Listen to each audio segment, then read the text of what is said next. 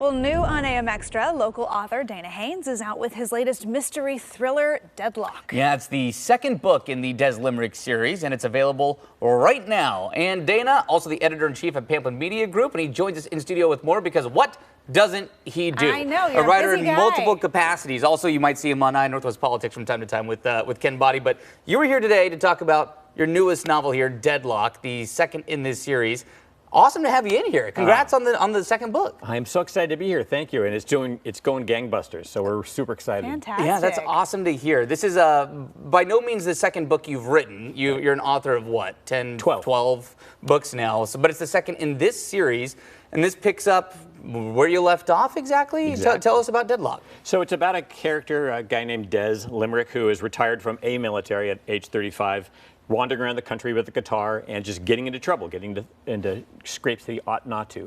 And the second one takes place here in Portland, Oregon, which was really nice because I've lived here since my college days, and I love this town beyond words. And it was great fun to introduce Portland through the eyes of an outsider. I got to remind myself why I love Portland so much by trying to describe things that I see every day that he was seeing for the first time. Oh, interesting. Did that involve some research, getting back out into some neighborhoods and trying to look at things in a different way? How did you go about it? Absolutely. My wife, Katie King, and I made excursions to all the places he went, including food pods, and it had to remind myself that a guy who'd been a soldier in the desert for a long time, being in a town that has potable water, unlimited potable water, would be fantastic. Yeah. That's a thing I don't think about, right? Right. But he would. Totally. So, we do. We take for granted Portland's amazing tap water. It's really nice. That's fascinating. What I love about this, and I've read The Gatekeeper. You know, obviously I've not read Deadlock just yet. It is in the queue. It is in the queue.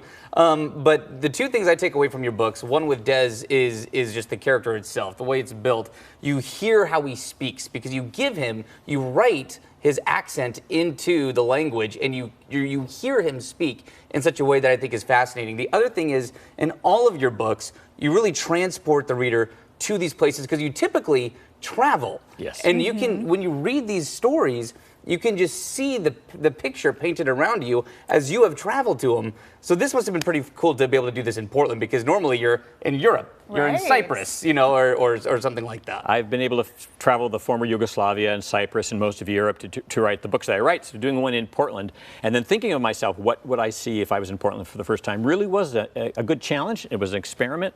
And I have to tell you honestly, this was as fun to write as anything I've ever written. Oh, that's fantastic. It's really cool. Now, if anyone at home is wondering, wait a minute, I'm looking at this book cover and it says James Byrne. I thought you said this guy's name was Dana. Tell us about why you chose to write it under a pen name. It was entirely a marketing decision by Minotaur St. Martin's Press. I had been writing ensemble books and books with 2 or 3 protagonists, and they said they wanted a Lee Child-like single male protagonist. Lee Child writes the Reacher novels, and he was retiring, and they knew this in advance, and they said, "What? We'd like you to try this, but if you do this, we'd like you to come up with a pseudonym and write under a different name, and we're going to start you off as a brand new writer." Oh, so I literally, my 11th book was a debut book, which is really weird and surreal. Yeah. But that was their decision, and I'll be honest with you, they are the great company to work with. My editor, Keith Kayla, may be the best ever in the mystery field, and I love working with Minotaur. They're wonderful. Oh, that's so cool. Well, there you go, a little inside baseball for you. Totally. That's what is the pro into doing it that way, into having this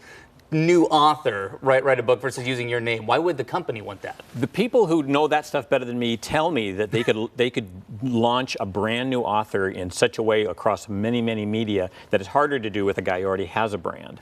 So they would have a dissonance, a resonance to that other kind of book that I wrote with this one. And launching as a new one, they said, would be easier for the marketing of it. And lo and behold, these are the best sales I've ever had of any of my books. So far, so good. Really? They must know what they're talking about. Knock on wood. That's so cool. Well, one thing I do want to shout out to, and we've been hiding this, is with The Gatekeeper. Obviously, you can find this in all stores, wherever you order books. But you had a delivery that you were not expecting the other day. I'm going to hold this up for everybody home. Maybe we can get a close-up of this.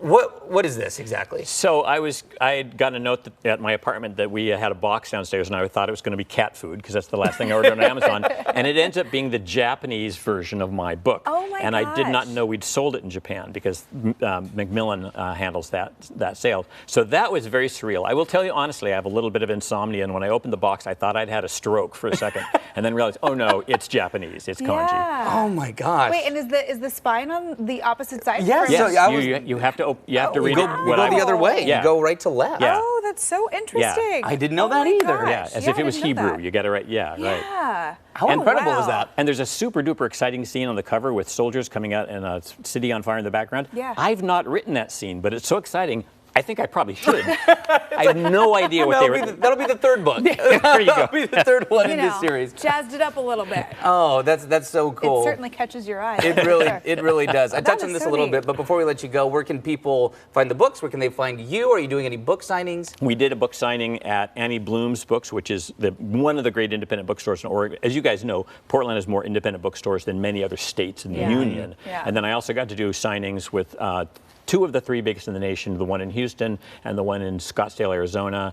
And then I'm heading to the World Mystery Convention in about 2 weeks, and that's going to be in San Diego to go promote it down there. Oh, very Awesome. fun. Really cool. That's awesome. So good to have you here, Dana. It's always a Again, pleasure. like we said, we don't know when you sleep because you're busy with the paper, you're busy with your books. We keep you busy here with politics. It's true. But untapped creativity, it knows no bounds. Yeah, Oh, in, man. in the words of Dez, ta. Ta. Appreciate you being here. Always a pleasure, y'all. All right. If you want to check out Deadlock, you can find it along with the first book, The Gatekeeper, wherever your favorite books are sold.